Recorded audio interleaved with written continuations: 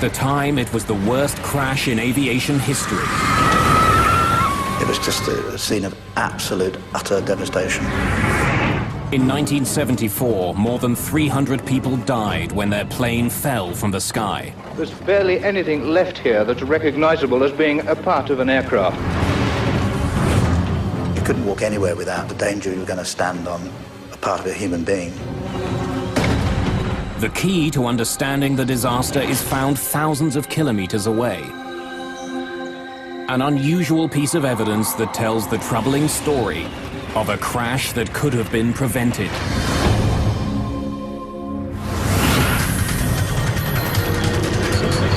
Mayday, mayday.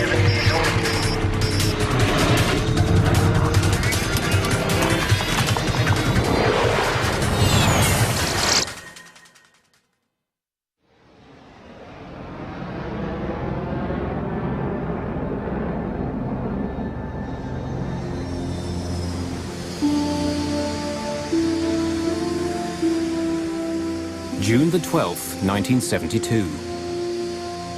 One of the newest members of American Airlines fleet is in Detroit, Michigan.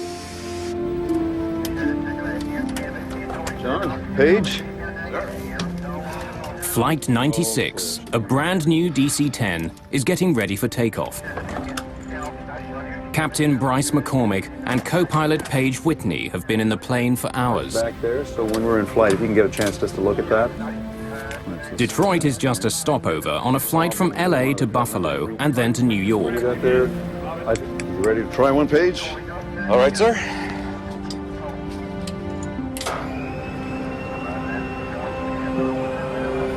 McCormick has flown the plane out from California, but Whitney is going to fly the next leg.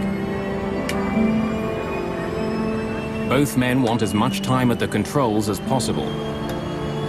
Neither one of them has more than 75 hours flying the DC-10. Few pilots have more. There simply aren't enough of the planes in the air. In 1972, the DC-10 had just been introduced. The plane is the latest advance to passenger jets. Its style and its size set it apart from other airliners. The McDonnell Douglas Corporation has spent more than $1 billion developing it. In the late 60s, there was a race going among the three major manufacturers of jetliners, McDonnell Douglas, Boeing, and Lockheed, to see who could get the first jumbo out. So they got really busy on getting this DC-10 into production as fast as they could. And one of the things that they could not suffer were many delays based on some problem with the design. American Airlines is one of the first companies to buy the plane.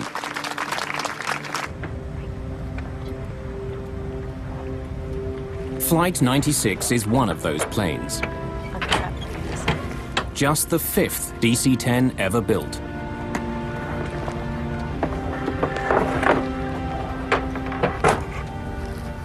Cydia Smith has just been trained to be the chief flight attendant on the DC-10.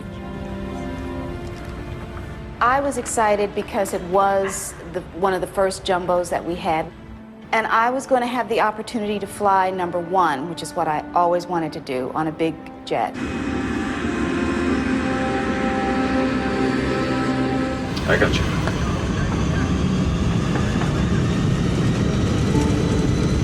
MD1, rotate.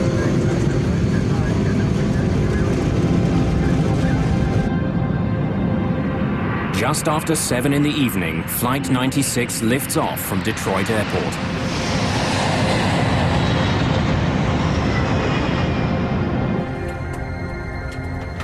Just minutes after takeoff, the plane is rising easily through 3,500 meters over Windsor, Ontario, Canada.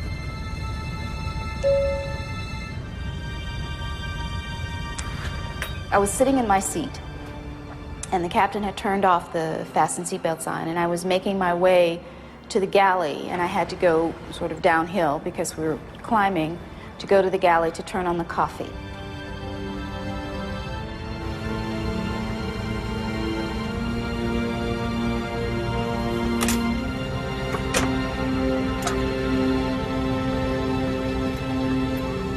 when I punched the coffee and I moved over to one side, that's when it happened.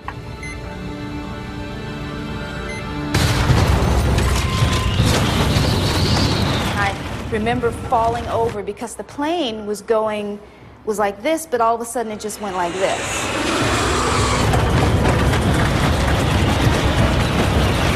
I saw ceiling compartments fall, and I saw things coming out of pockets and everything, and I thought to myself, oh boy. It felt like the last day of my life. We hit something! We lost an engine here! In the cockpit, the crew is fighting for control of their jet. The throttles which control the 3 engines have snapped to idle. The plane loses almost all its thrust. The huge jet begins slowing down. The plane immediately took a huge drop. And the next thing that happened was I was hit in the face with a piece of the plane. My husband was frantically trying to find a stewardess to give me something to put a pressure on my face to stop the bleeding. Let me have it! McCormick takes over control of the plane. He and Whitney wrestle the jet level. But Flight 96 has been badly damaged. Have we got hydraulics? No, I've got full rudder here. The rudder on the tail, which controls the direction of the jet, is jammed to the right. That's forcing the plane to swing dramatically in that direction. While McCormick fights to turn his damaged plane back to Detroit, Cydia Smith is shocked to see a gaping hole in the floor of the main passenger cabin. People were asking me, what to do, and I knew that I didn't know what to tell them. Smith has been able to account for all of her passengers. But flight attendant Sandra McConnell is missing. Sandra! Can you hear me? Sandra, where are you? And finally, I saw her come out of one of the bathrooms. McConnell has to cross the hole in the floor to move to safety.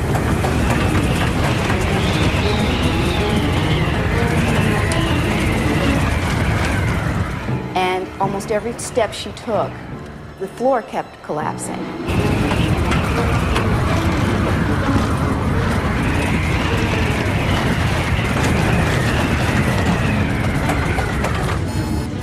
The crew brings up power to the engines on the wings.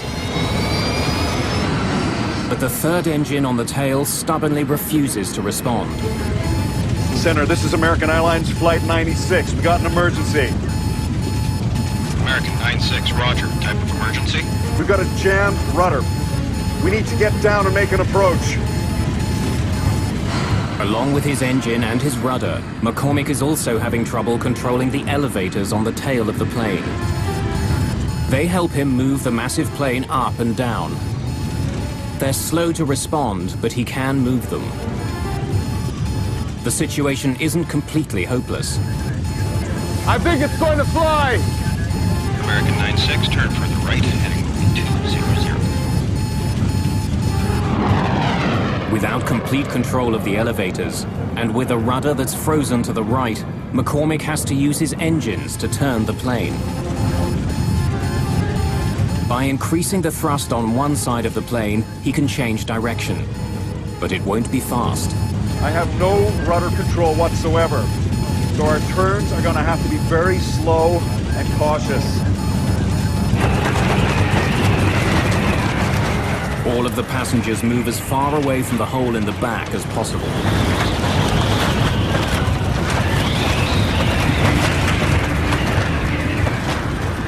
But apart from the cut to Loretta Kaminsky, so far there are no other serious injuries.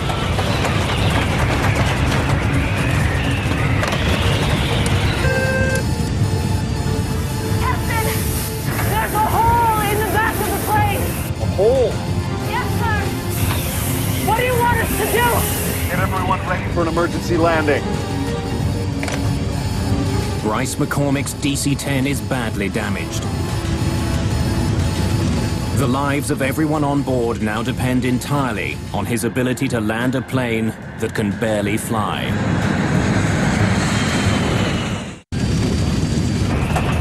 With explosive suddenness, a short flight from Detroit to Buffalo has become the most challenging flight of Captain Bryce McCormick's career. As he heads back to Detroit, McCormick begins to slow his plane down so it can land safely. But when he does, his plane begins falling dangerously fast. Ideally, McCormick should be descending at 700 feet a minute. But now he's falling more than twice that fast. 1,600 feet per minute. What's the sink rate? Sink rate, 1,600! At this rate, McCormick will crash well short of the runway. He increases power to his engines to slow his fall. Sink rate, 700. McCormick has slowed the plane's descent to 700 feet per minute. But to do that, he's had to increase his forward airspeed, which means he'll be landing far faster than usual. For the first time since the beginning of the crisis, McCormick talks to the passengers. Ladies and gentlemen, this is your captain speaking. We've had a small problem, but the plane is under control now, and we're heading back to Detroit for an emergency landing. Bryce McCormick was as calm as if he were welcoming you on the plane. Less than half an hour after leaving, the badly damaged DC-10 struggles back to the Detroit airport. The few minutes that it took to get back to Detroit were the longest minutes that I will ever remember spending on an airplane, because we were sure that we were not going to survive.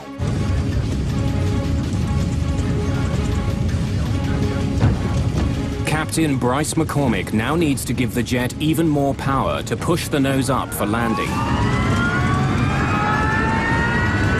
His plane is still drifting to the right and traveling fast. I have no rudder to straighten it out when it hits. The DC-10 with 67 people aboard roars toward the runway at almost 300 kilometers an hour.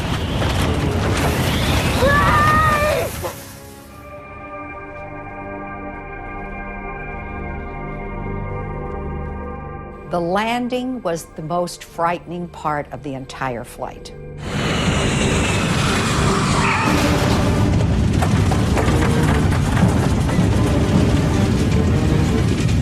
When the plane hits the ground, it begins veering hard to the right.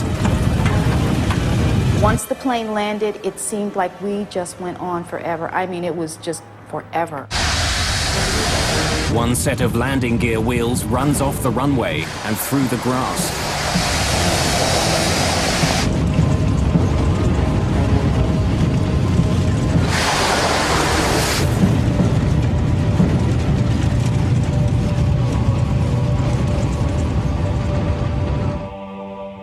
After a harrowing touchdown, the plane eventually comes to a stop just 300 meters from the end of the runway.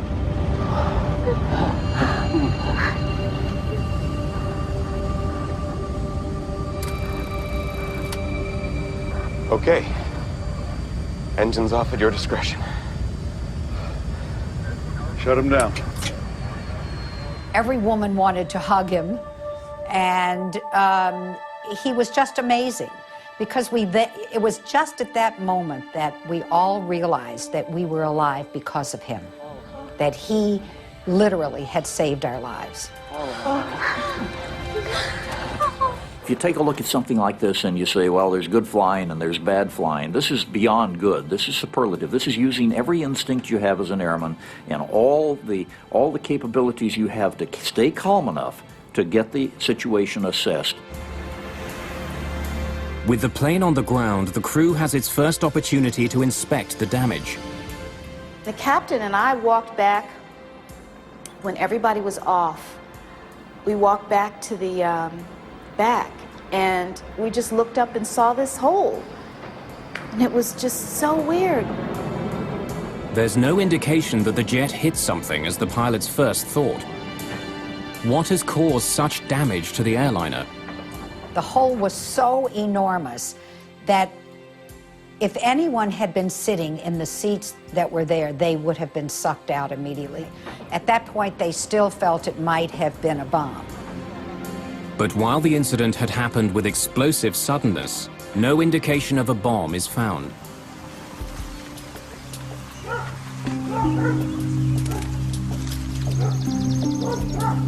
As investigators begin their work, they discover that not all of the DC-10 is at the Detroit airport.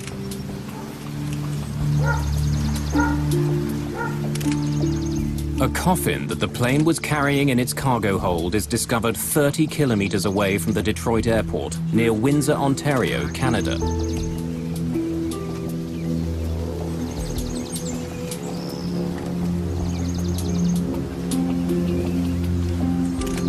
Investigators also find the plane's rear cargo door. Doors are not supposed to fall off airplanes, especially since it was a rather new airplane. You would not expect something like that to happen. When they examine the cargo area of the plane, they discover that the very design of the door makes it a potential weak spot. These don't look like big. Most doors on a jet open inward. In fact, the door is slightly larger than the frame it fits into. As the pressure builds inside a jet, this type of plug door is actually forced into the frame of the aircraft. The design makes the door extremely safe. But McDonnell Douglas designed the cargo door on the DC-10 to open outward. That decision was made to increase the amount of storage space on the plane. When it's closed, hooks on the DC-10's door grab hold of a bar on the plane's door frame. To make sure it's closed, baggage handlers push down on a lever, which drives locking pins through the hooks, which hold them in place.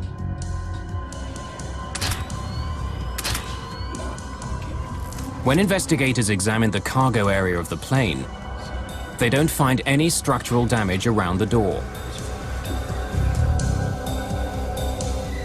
When they study the locks on the cargo door itself, they find that the latches are not completely closed. And the pins that are supposed to make sure the door is locked are not in their locked position. When we interrogated the cargo handler that closed the door, it became immediately apparent that he used excessive force to close the door. And in fact, he said he had to use his knee to get the door handle to go flush.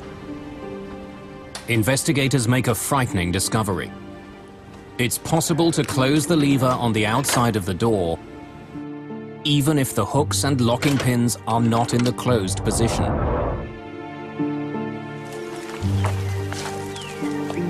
Paul Eddy is a journalist who investigated the history of the DC-10.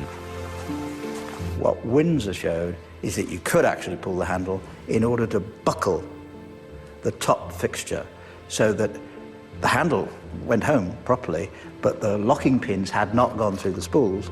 Engage the lever. This means that baggage handlers can believe the door is closed when it's not.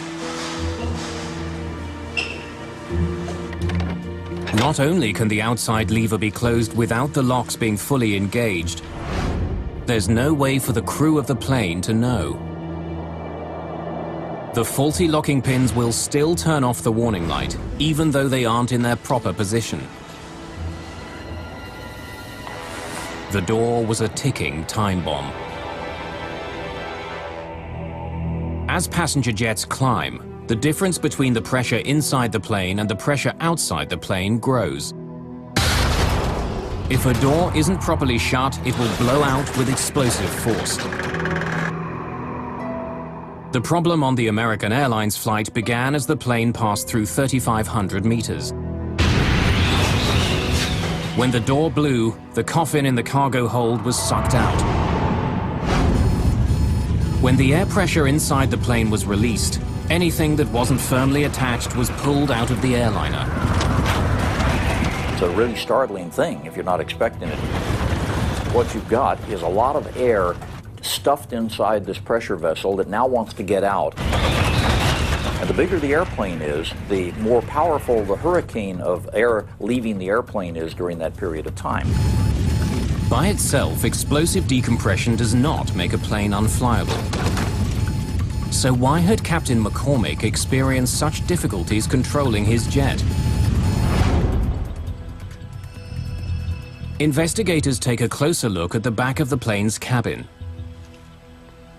and learn that the very design of the DC-10 makes it vulnerable. When the cargo door blew off, there was so much pressure on the floor of the cabin that it collapsed into the cargo compartment below. When it did, the floor ripped into some of the plane's critical control systems. When it collapsed the floor, it took the cables that controlled number 2 engine, and it took most of the cables, or impeded most of the cables that had to do with the flight controls in the back.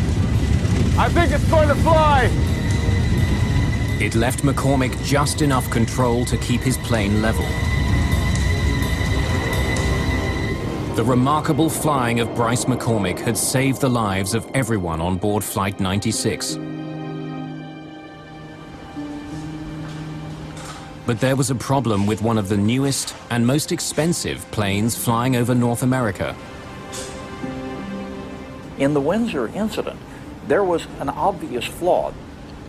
And that's where the NTSB said, look, here is really the smoking gun, the ability to close that thing without having all those locks engaged. Let's make sure we change this system right now. Every DC-10 operator needs to know this. I want everything checked. I want all the bolts checked first. Chuck Miller is the head of the NTSB's Aviation Safety Bureau. You have to check all the latches, okay? Every single latch. It's his responsibility to point out problems with the new DC-10 and propose solutions. He helps write the fixes he thinks McDonnell Douglas needs to make to keep the plane safe. He was a very, very professional man, and he had his investigators had enormous respect for him. Chuck didn't sit back in the office. Chuck was always on the scene. For Chuck Miller, fixing the DC-10 is a matter of professional pride. For McDonnell Douglas, the near accident over Windsor has enormous implications. Their billion-dollar gamble came close to tumbling from the sky. If anything else goes wrong, the company itself could be at stake.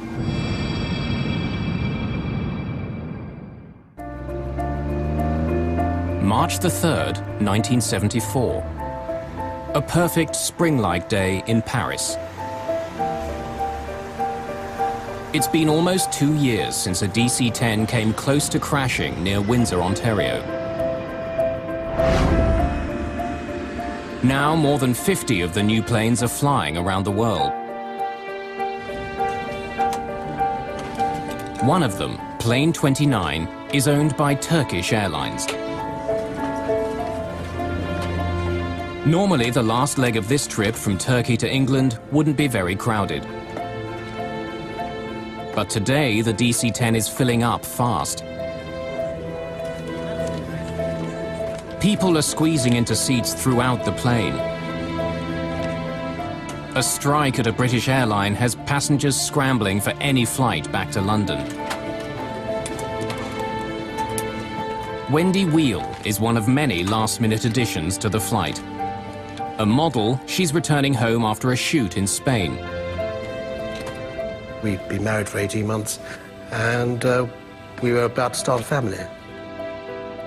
I believe the secret of her success for modeling was not just that she was a very attractive girl and good model material, but she was generally liked by all the photographers because she had such a pleasing, lovely, light personality.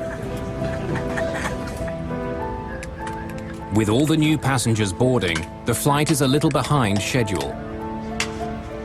And it's not only the crew who are waiting. At the back of the plane is baggage handler Mohammed Mahmoudi.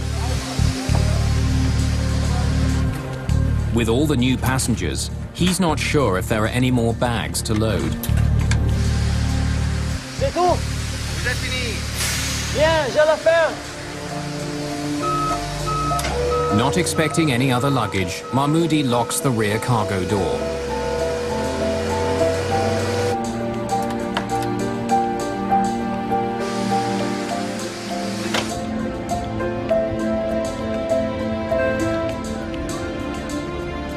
The DC-10 is set to go.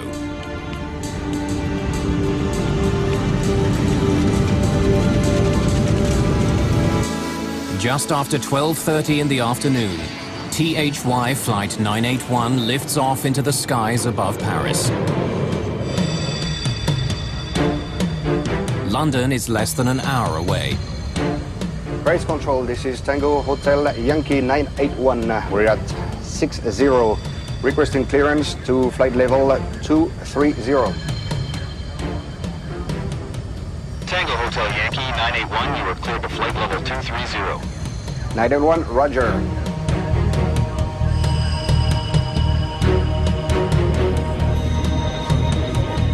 As it flies away from the airport, the DC-10 continues to gain altitude. 2,700 meters, 3,000 meters, 3,300 meters.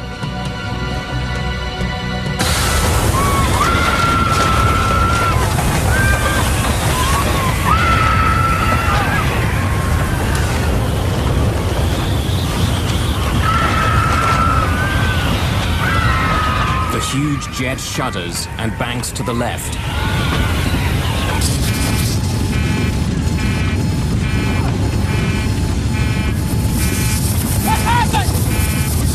The cabin blew out! Are you sure? Just 16 seconds after the start of the crisis, the crew struggles to save their crippled jet.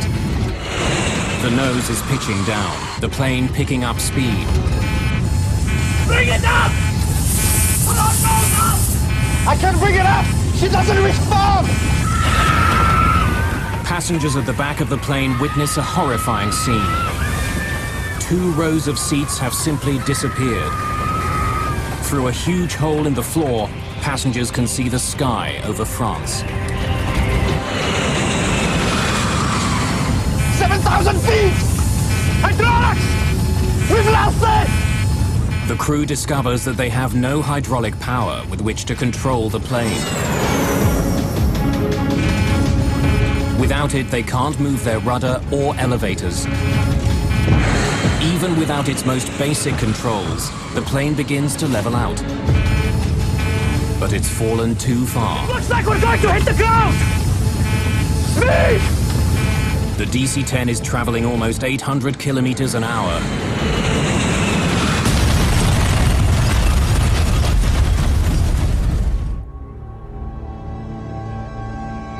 The flight from Paris to London never even makes it to the English Channel. Just 9 minutes after taking off, Turkish Airways Flight 981 becomes the worst plane crash of all time. There's barely anything left here that's recognizable as being a part of an aircraft. Flight 981, carrying 346 passengers, virtually disintegrates on impact.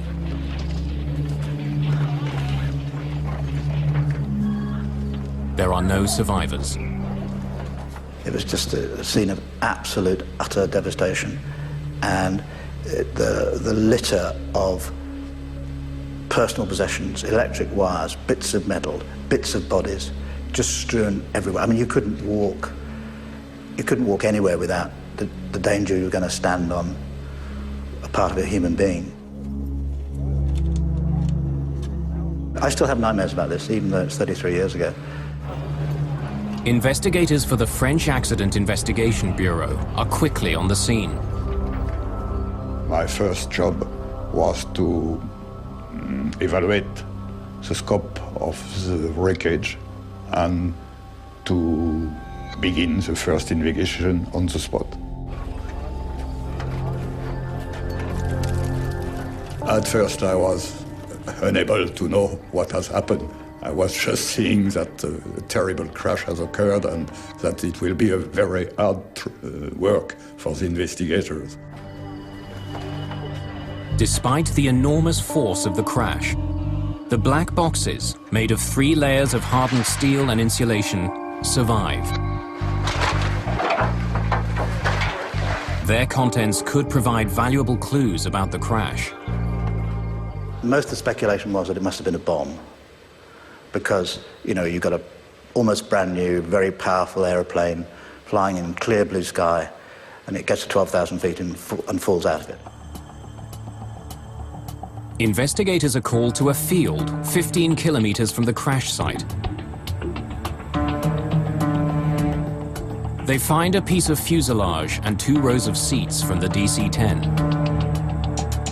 Somehow, they fell free of the airliner before the rest of the plane smashed into the forest.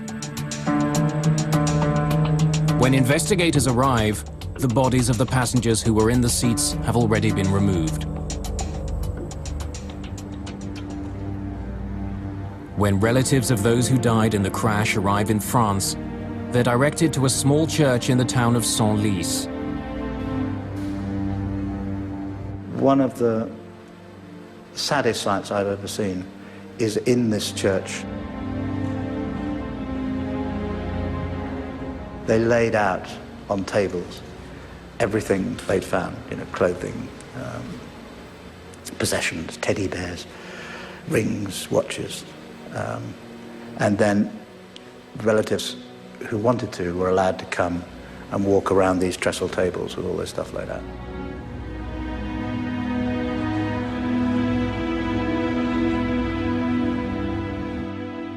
They produced a little packet with my wife's wedding ring and rings, engagement ring. It was all pretty battered up, so you can imagine the thoughts that went through my mind.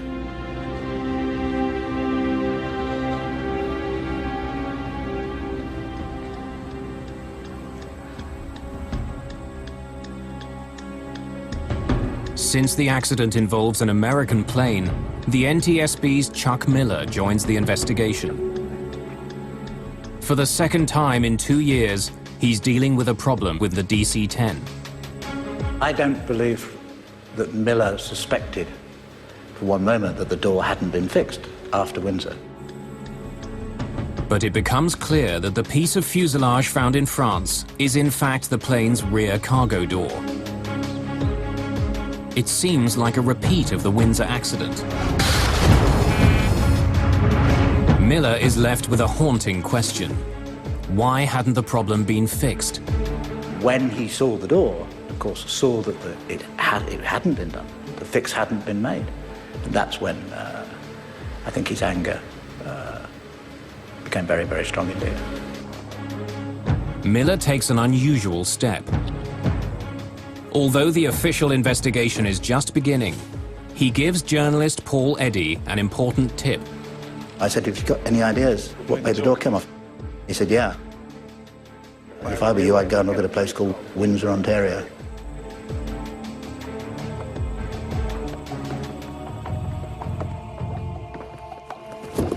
Hello. I'm Chuck Miller. Miller shares his suspicions with the French investigators. Could you please pass these around?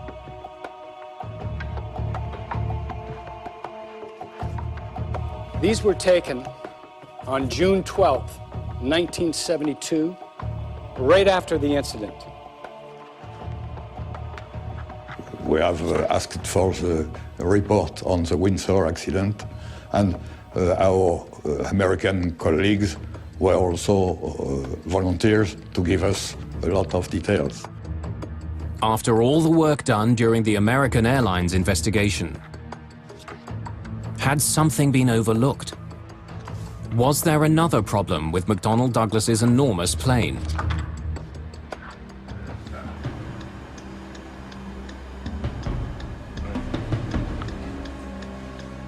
With the information from Chuck Miller, French investigators take a closer look at the plane's cargo door. They make a shocking discovery. There is no new problem. It's just like the American Airlines case all over again. The latches that are supposed to hold the cargo door closed aren't locked.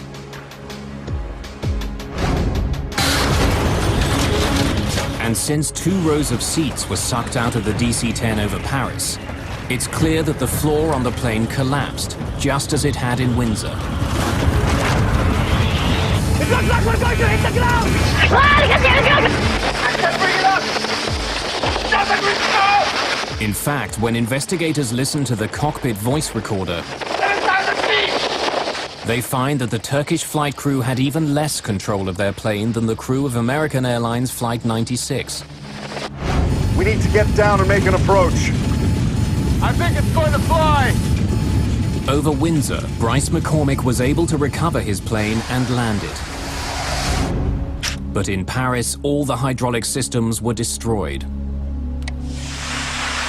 Hydraulic! We've lost it! The hydraulic fluid helps crews move the rudder and elevators on the tail. Not being able to control them meant the crew couldn't keep their plane in the sky. The basic problem was the Paris flight was much heavier in terms of the number of people on board. The floor, when it collapsed with such a tremendous amount of pressure that it literally severed all the cables and control to the back. They had no hope after that point. You and each of you solemnly swear that the testimony you're about Shortly after the crash of Turkish Airlines Flight 981, Chuck Miller is back in the United States. Our first witness this morning is Mr. C.O. Miller, Director of the Bureau of Aviation Safety of the NTSB. This time, he's facing questions from American senators.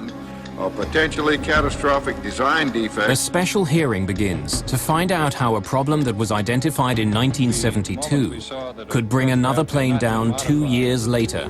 Of course, our understanding up to this time, they all had been. What you've got to now discover is why wasn't that door fixed? Less than a month after the near crash over Windsor, the NTSB had made 2 very specific recommendations. Miller and his investigators recommended that a change be made to the locking mechanism. Engage the lever. They wanted to make sure that it was physically impossible for baggage handlers to close the lever without the locking pins being in place. They also suggested that vents be put into the floors of all DC-10s. This would rapidly allow the pressurized cabin air to equalize without collapsing the floor. But in the 2 years since the accident, neither one of these recommendations was implemented. There is a fundamental problem at the heart of aviation safety, and has been in the United States for a very long time, and that is that it's the job of the NTSB to discover what's happened and to come up with recommendations as to how to prevent it happening again, but it has absolutely no authority to implement them. The NTSB does not have regulatory authority. They have to turn to the FAA, as they did, and say, we want these things done. And that's where the system went wrong.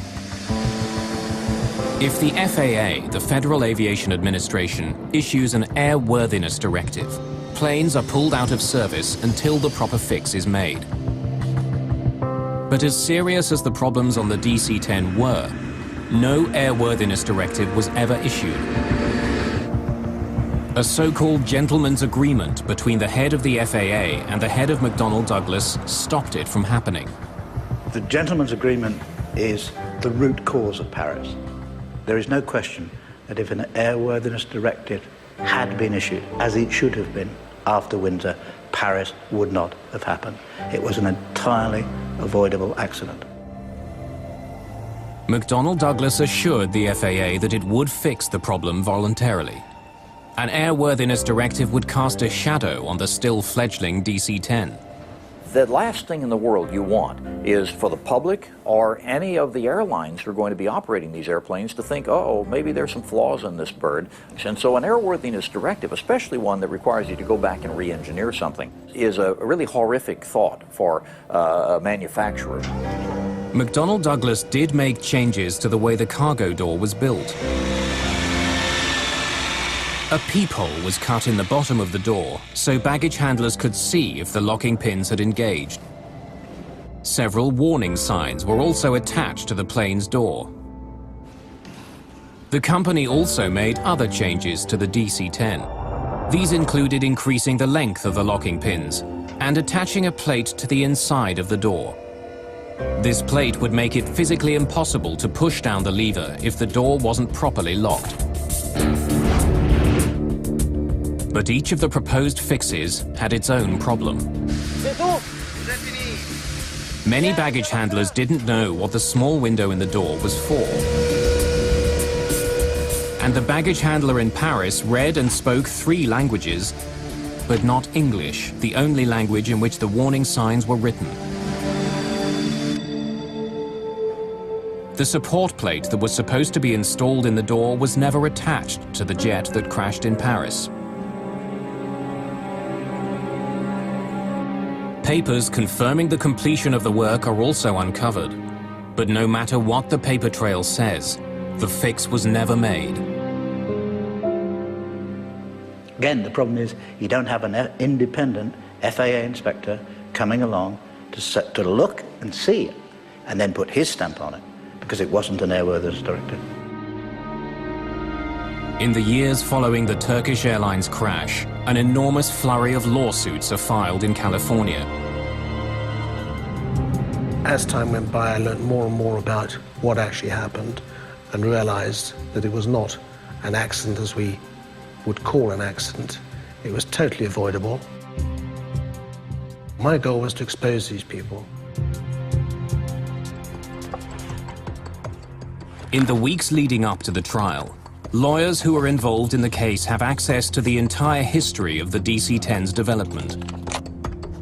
They're not the only ones who pore through the evidence. So does journalist Paul Eddy.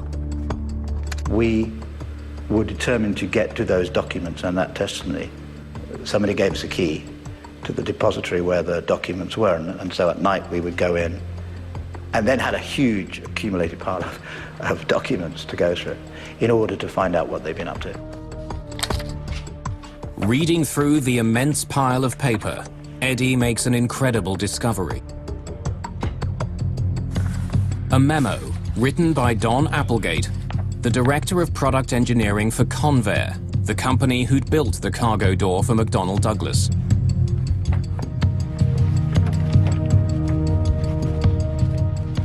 I think the point when we knew we got them was the Applegate memorandum that specifically pre-warned this would happen.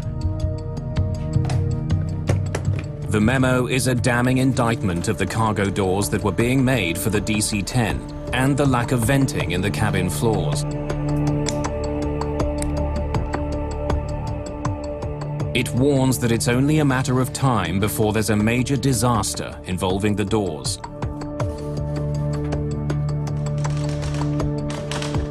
The airplane demonstrated an inherent susceptibility to catastrophic failure when exposed to explosive decompression of the cargo compartment.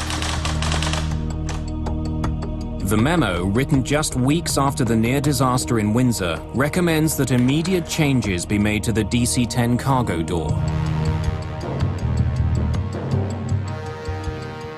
You know you've got them. You know you've got them because you know they knew. During the court case, another chilling find is made. Not only did McDonnell Douglas know about the problem after Windsor, they knew during the development of the DC-10. 4 years before the Paris crash, 2 years before Windsor, the cargo door failed during a pressure test. The company knew there was a problem, but the fundamental design of the door stayed the same. I could not believe a large corporation, McDonnell Douglas at the time, could do such a thing, could risk our lives, ordinary people's lives, for the sake of money. Well, in aviation, it's called tombstone technology. In other words, we always have the balance of money.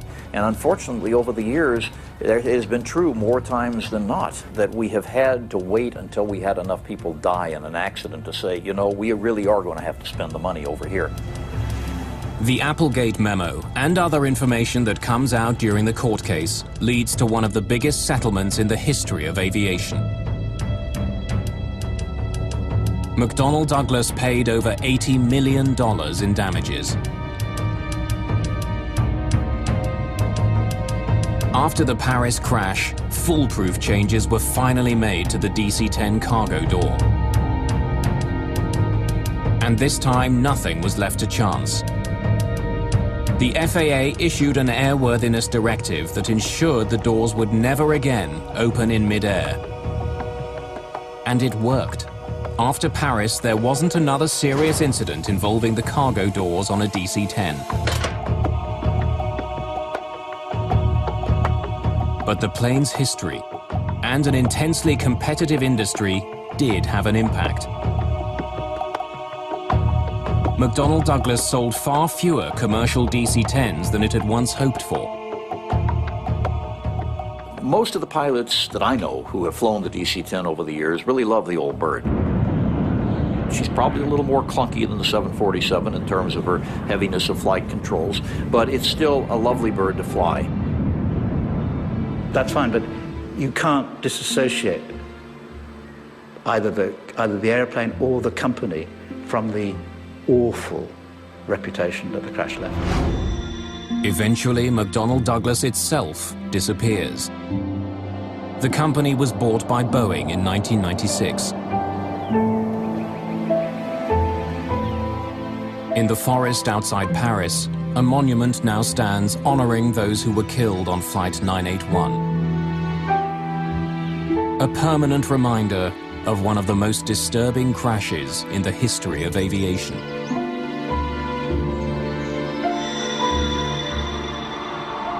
You never forget.